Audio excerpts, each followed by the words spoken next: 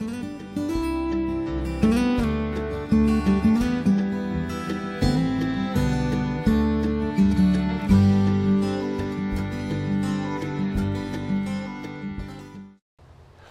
hello everyone and welcome to another very exciting episode here on the MIgardener channel. I'm very excited to film this episode for you today because I know it's going to answer a lot of questions. We get asked here all the time when it comes to compost in regards to flipping it. Lots of different ways you can word the question, but basically the question can kind of be paraphrased by, Luke, what is the importance of flipping the compost pile? And I thought I would really focus on making an episode solely about this. We've done an episode before on how to make compost from just grass clippings, and it's a very good episode. You should go check it out if you have time. But one of the things with flipping the compost is that it's important to do it on a regular basis. I want to start out by making that a very crucial part to this kind of tutorial and answer Q&A thing that I'm doing. But basically, the importance of flipping a compost is only as important as the schedule that you do it on. Because if you flip it, let's say once a year, it's not going to do any more than just leaving it like this. The whole point of flipping a compost pile is to aerate the compost. Because when you aerate the compost, there is billions, if not trillions of bacteria that are inside this compost pile, breaking the compost pile down. And they are broken down into two categories: aerobic bacteria and anaerobic bacteria. Aerobic bacteria means with oxygen or oxygen loving. And so you want the aerobic bacteria. Anaerobic means lacking oxygen. And basically when you are lacking oxygen, it gets very stinky. And that's where you get the methane smell. A lot of times people don't like that smell. They say, I don't know why my compost pile stinks like cow poop. And I'll tell you why, because cow poop is very high in methane. And the same methane gas is created from anaerobic bacteria. So there's just one simple way to get rid of that smell, and that's to flip it on a regular basis. So what we're gonna do is we're gonna flip it, and I'm gonna show you kind of how you wanna flip your compost pile, because it's important to get the outer shell here. The outer shell of the compost pile will dry out. And it's very, very important to flip the outside in and the inside out so that you have even composting throughout. And again, there's no specific tool either. I mean, I'm using a shovel. I would prefer to be using a pitchfork, but that's at the cottage. We left it there. But you know, pitchfork works really great. And you just want to move the outside.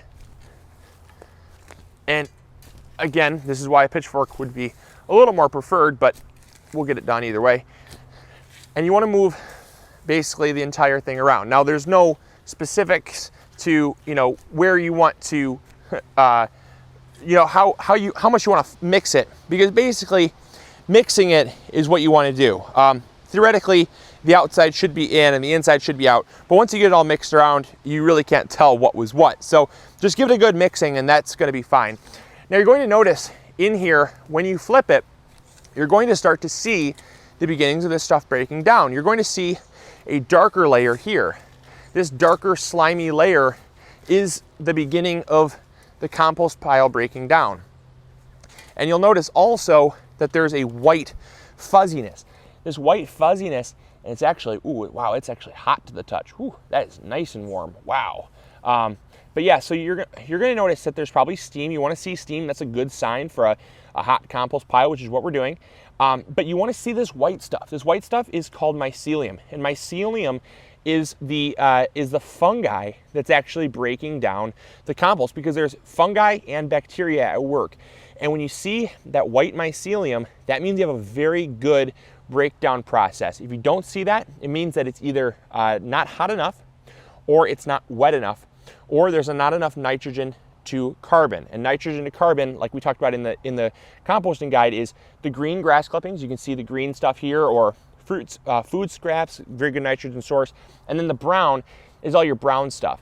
And you're going to notice that you're going to have the best luck if you have those in a good ratio, which you can check out that other video for.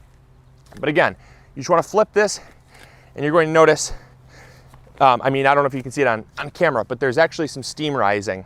And that's because the compost is working. Another thing that's very important about flipping your compost is it prevents matting. Here's a very good example of some matting. What happens with fine particles is that they tend to stick together in sheets like this. It happens with leaves, it happens with basically grass clippings, anything that's flat. It will eventually press together and it will mat together. That will create these little sheets, and it's not the end of the world. It's just if you want to sift your compost at the end of the day, or when it's not at the end of the composting cycle, it makes it a little more difficult to sift it because all these sheets are kind of one, and even though they're fully composted, they still are like one sheet, and it's very difficult to work with. So flipping it helps to kind of break up those particles here. There's another big sheet of it. See how it comes off in these like little kind of shingles of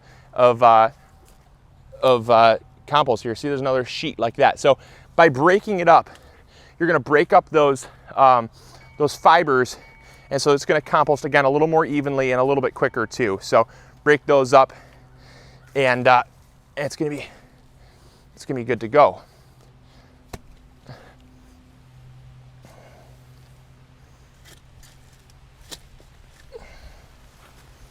All right, and then the last thing we're gonna do is we're just gonna take this compost here that was in the center of the compost and heap it on top. Now, it is important if you're going to be flipping your compost, because as we'll talk about in a second, you don't have to flip your compost to actually get compost. But once you make the decision to flip it, I would suggest flipping on a regular basis. With the composting, when you're flipping it, you want to make sure you always go back to a mound. You want the mound to be around 3 feet wide by around 3 feet high. And that's going to give you a really good internal core to your compost. So you'll notice as the compost gets wet and it begins to compost, it's going to start compacting down again, and it's going to decrease by probably about 1/3 in size. And when you start to see it decrease by about 1/3 in size, that's when you want to flip it again. So it's very visual how you can tell when to flip it.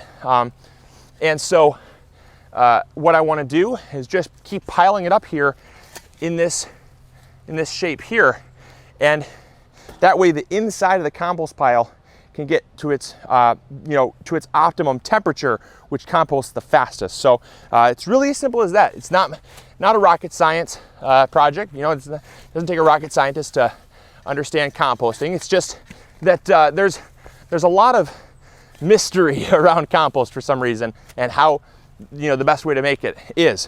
All right, and that leads me to my very last point about composting, and that is that there's no specific way to compost. There is always going to be finished compost at the end. And so if you decide to never flip your compost pile, if you decide to use red wigglers for vermicomposting or bokashi composting, or you decide to do a hot compost pile where you flip it a lot, either way at the end you're going to end up with compost. But what I wanted to say though is if you start flipping, like I said, just stick with it. Just stick with it. Don't change the method up in the middle of the process, because it's actually going to mess things up in bigger ways than if you just kind of had something go wrong from the get-go. Because once it starts composting hot, you've already kind of got the compost pile saying, okay, I want to be a hot compost pile. The bacteria is already there to be a hot compost pile. The fungi is already there to be a hot compost pile.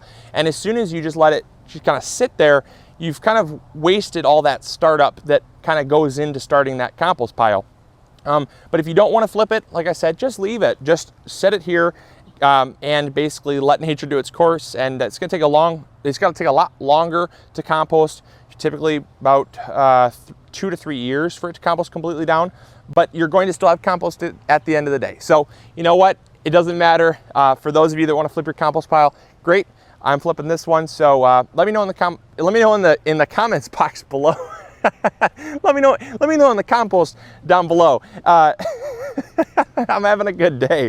What can I say? So yeah, let me know in the comments box down below what type. Wow. All right. Once I say compost, comments sounds too much like compost. Let me know in the comments box down below what type of composting method you're doing, and I'd love to know. So, all right, I'll talk to you all later. This is Luke from the MIgardener channel. Have a great day and make the best out of every day. All right, catch you later. Bye.